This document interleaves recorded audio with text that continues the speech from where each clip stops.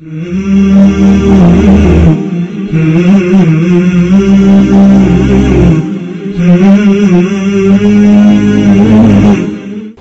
اللہ الرحمن الرحیم۔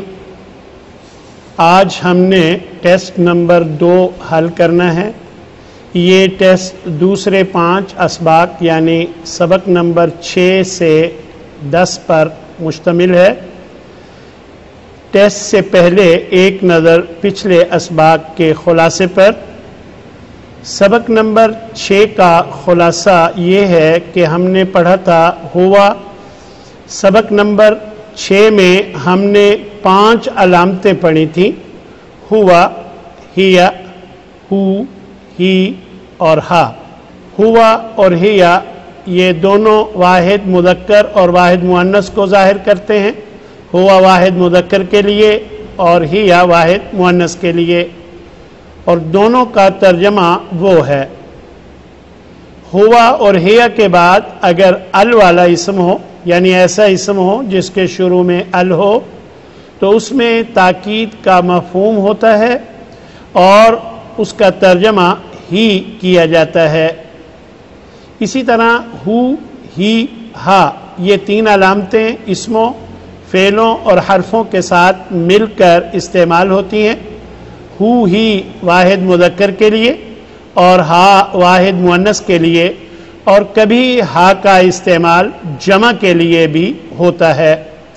اگر یہ تینوں علامتیں اسماء کے آخر میں ہوں تو ترجمہ اس کا، اس کی، اس کے یا اپنا، اپنی، اپنے کیا جاتا ہے، اور افعال کے ساتھ ان تینوں کا ترجمہ اسے یا اس کو ہوتا ہے، اور حروف کے ساتھ ان تینوں کا ترجمہ اس یا وہ کیا جاتا ہے۔ سبق نمبر 7 کا خلاصہ۔ سبق نمبر 7 میں ہم نے 2 علامتیں پڑھی تھیں، کاف زبر کا، کاف زیر کی۔ یہ دونوں علامتیں ہمیشہ اسماء، افعال یا حروف کے ساتھ مل کر استعمال ہوتی ہیں۔ کا جو ہے یہ واحد مذکر کے لیے اور کی واحد مؤنث کے لیے۔ اگر یہ دونوں علامتیں اسم کے ساتھ ہوں، یعنی اسم کے آخر ملی ہوئی ہوں، تو ترجمہ تیرا، تیری، تیرے یا اپنا، اپنی، اپنے کیا جاتا ہے، اور فعل کے ساتھ ان دونوں کا ترجمہ تجھے، آپ کو یا آپ سے کیا جاتا ہے، اور حروف کے ساتھ ان کا ترجمہ تو، تجھ، تیری وغیرہ سے ہوتا ہے۔ اگر کاف زبر کا اسم کے شروع میں آ جائے تو یہ تشبیہ کے لیے ہوتا ہے، اور اس کا ترجمہ کی طرح، مانند یا مثل وغیرہ کیا جاتا ہے۔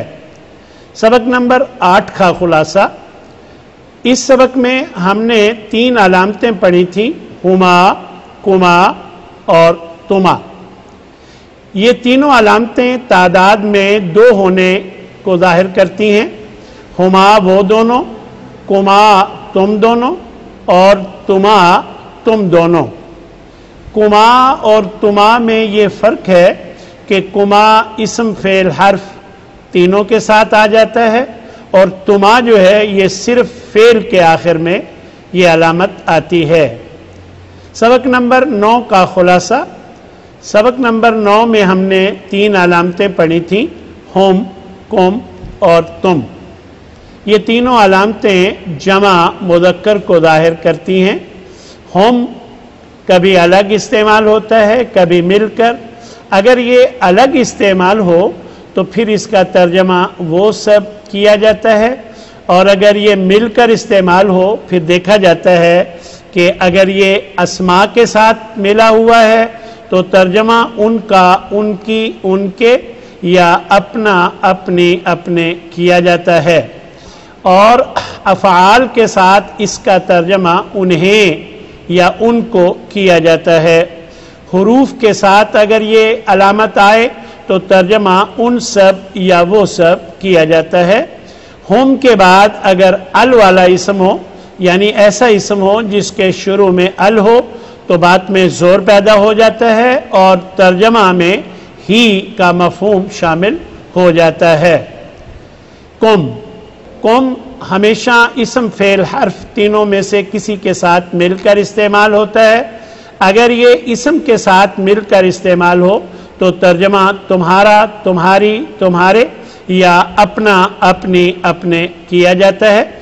और अगर अफ़आल के साथ हो तो तुम्हें या तुमको तर्जमा किया जाता है, और हुरूफ के साथ इसका तर्जमा तुम सब किया जाता है।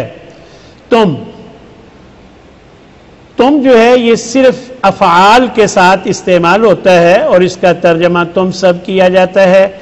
अगर अंतुम के बाद अल वाला इसम हो, यानी ऐसा इसम जिसके शुरू में अल हो, तो बात में जोर पैदा हो जाता है और ही का मफहूम उसमें शामिल हो जाता है। और एक और बात भी याद रखिएगा कि तुम के साथ अगर कोई और अलामत लगानी हो तो दरमियान में वाव का इजाफा करना जरूरी होता है। सबक नंबर 10 का खुलासा। इस सबक में हमने दो अलामतें पढ़ी थी, या और ना। या अगर अस्मा के साथ आए तो तर्जमा मेरा, मेरी, मेरे या अपना, अपनी, अपने किया जाता है। और अफ़आल के साथ अगर या आए तो तर्जमा मुझे किया जाता है। लेकिन एक बात याद रखना है कि अफ़आल के साथ जब भी या आती है तो फेल और या के दरमियान नून ज़ेर नी का इजाफा करना ज़रूरी होता है। हुरूफ के साथ या का तर्जमा मैं, मेरे या मुझ किया जाता है। इसी तरह ना अगर इसम के आखिर में आए तो तर्जमा हमारा, हमारी, हमारे किया जाता है, या अपना, अपनी, अपने होता है। और अगर अफ़आल के साथ ना आए तो फिर गौर से देखते हैं कि ना से पहले क्या है। अगर ना से पहले सुकून हो तो तर्जमा हमने किया जाता है, और अगर ना से पहले ज़बर या ज़ेर हो तो तर्जमा हमें किया जाता है। हुरूफ के साथ ना का तर्जमा हम या हमारी होता है। अब हम टेस्ट की तरफ आते हैं और टेस्ट नंबर 2 को हल करते हैं। सवाल नंबर 1, मुख्तसर जवाब दें। हुआ और हिया के मफहूम में क्या फ़र्क है? इन दोनों का क्या तर्जमा है? बताइएगा जी। हुआ वाहिद मुज़क्कर के लिए और हिया वाहिद मुअन्नस के लिए। दोनों अलामतों का तर्जमा वो किया जाता है। नंबर 2, हुआ और हिया के बाद अगर अल वाला इसम हो तो इसका क्या मफहूम होता है? तो इसमें ताकीद का मफहूम होता है और तर्जमा ही किया जाता है। नंबर 3, हु और ही अगर इसम के आखिर में हो तो इनका क्या तर्जमा होता है? इनका इसम के साथ तर्जमा उसका, उसकी, उसके या अपना, अपनी, अपने किया जाता है। नंबर 4, हु और ही अगर फेल के आखिर में हो तो फिर क्या तर्जमा होता है? इसका तर्जमा उसे या उसको किया जाता है जब ये फेल के आखिर में हो।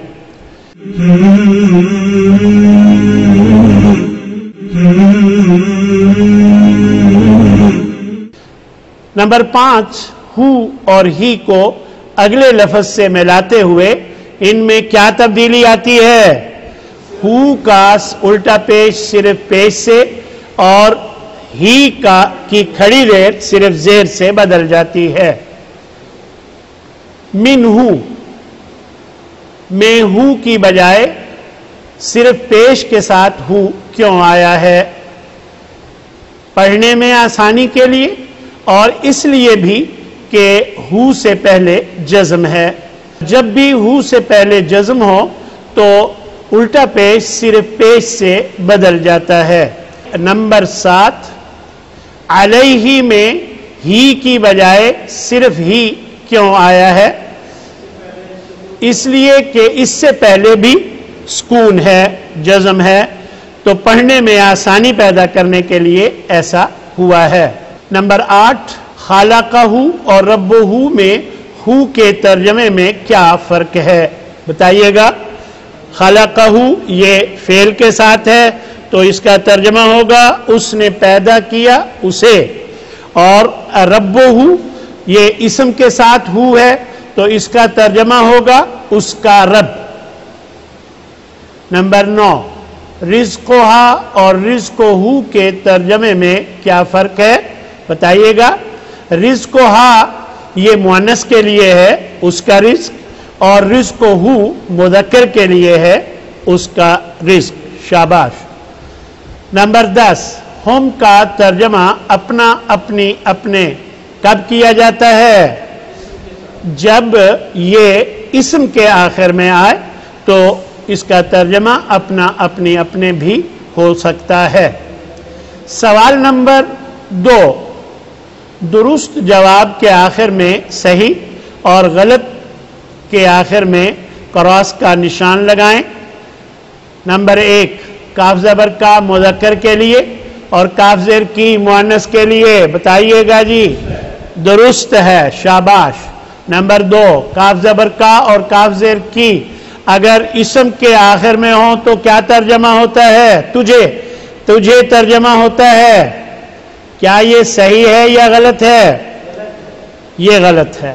کا اور کی جب اسم کے آخر میں ہو تو ترجمہ تجھے نہیں بلکہ فعل کے آخر میں ہو تو پھر ترجمہ تجھے کیا جاتا ہے۔ فعل کے آخر میں، یہ نمبر 3، فعل کے آخر میں بتائیے گا، فعل کے آخر میں کاف زبر کا اور کاف زیر کی ہو تو ترجمہ اپنے، اپنا، اپنی، اپنے ہوتا ہے۔ کیا یہ صحیح ہے؟ یہ غلط ہے۔ شاباش۔ نمبر 4، کاف زبر کا اگر اسم کے شروع میں ہو تو اس میں تشبیہ کا مفہوم ہوتا ہے۔ کیا یہ درست ہے؟ جی درست ہے، شاباش۔ جی نمبر 5، ہما، کما اور تما، یہ تینوں علامتیں تعداد میں 2 کو ظاہر کرتی ہیں۔ کیا یہ ٹھیک ہے؟ بالکل درست، شاباش۔